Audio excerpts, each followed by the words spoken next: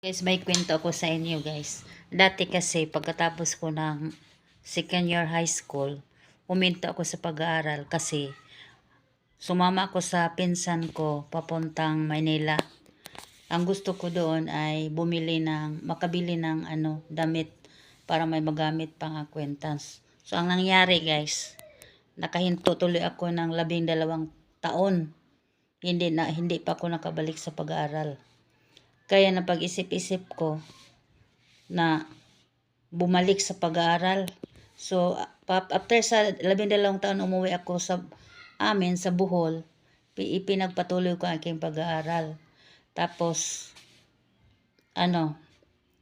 nag, nagtatrabaho ako Sabado at Linggo sa tindahan. Pumasok ako sa tindahan. Ang sweldo ko dati, 20 pesos kada araw. So, Sabado at Linggo, may 40 pesos ako sa isang linggo. Yun lang. Tapos, pagdating ko dito, ang mga kaklase ko dati, yun na ang naging guro ko. Pero, sabi nga nila, bakit ngayon ka lang? Sabi ko, hayaan mo na. Basta makapag-aral ako uli. Tapos sila ang guro ko. So, tiaboy, 12 taon. So, ang dati kong classmate naging guro ko na. So, hindi lang ako talaga nahihiya.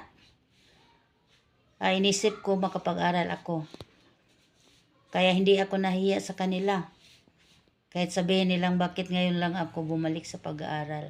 Kasi nga sa totoo lang, yun na nga, pumunta ako sa Maynila na akala ko makabili lang akong damit, makauwi na ako. Yun pala hindi. Hindi ako nakauwi kasi alam nyo na, mahirap kami. Akala ko kapag nagtatrabaho ka, sapat na yun.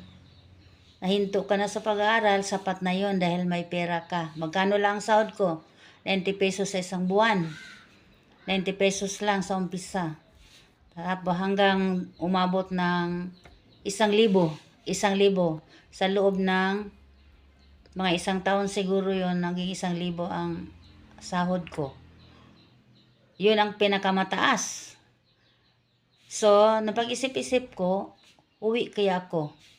Mag-aral uli ako. Umuwi ako dito ng Bohol at nag-aral uli. Tapos, yun na nga, pumasok ako sa tindahan. Sabado at Linggo, sinasahuran ako ng 20 pesos kada araw. So, may 40 pesos. Tapos, yung kapatid ko rin, na nag-aral din, na nagiging classmate ko na. Ganon din, magtatrabaho din siya doon sa pinagtatrabahoan ko. Ganon din ang namin, ang sahod niya sa isang araw, 20 pesos. Pero, mura pa lang naman ang bilihin noon.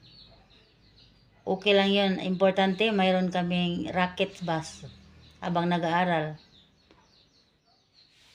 Kasi gusto ko talaga makapag-aral. Kaya pumasok ako bilang katulong sa Sabado at Linggo.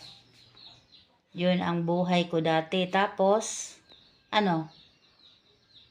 kukuha ko ng mga paninda ng amo ko. Tapos, ibibenta ko sa paaralan. Tapos, yung puhunan, isauli ko sa kanila. Diskarte lang talaga sa buhay, no?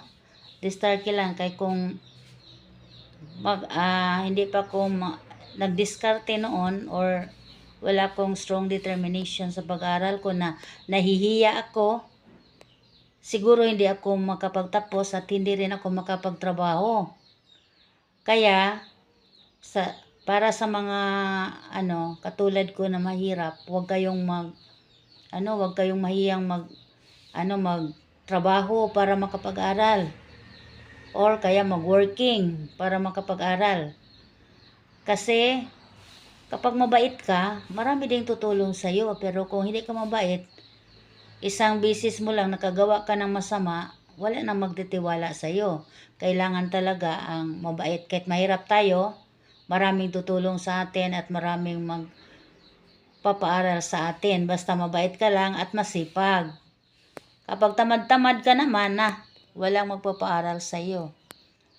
Kaya hanggang dito lang kasi may gagawin pa ko sa taas. Ikinukwento ko lang at saka pinigilan ko ang luha ko para hindi ako makaiyak kasi kapag nagkukwento ako sa nakaraan, hindi ko mapigil yung makaiyak. Ngayon, pinigilan ko. Ayan, pero muntik na. Sige, salamat sa suporta. Abangan nyo ang susunod na ikukwento ko sa inyo. Bye!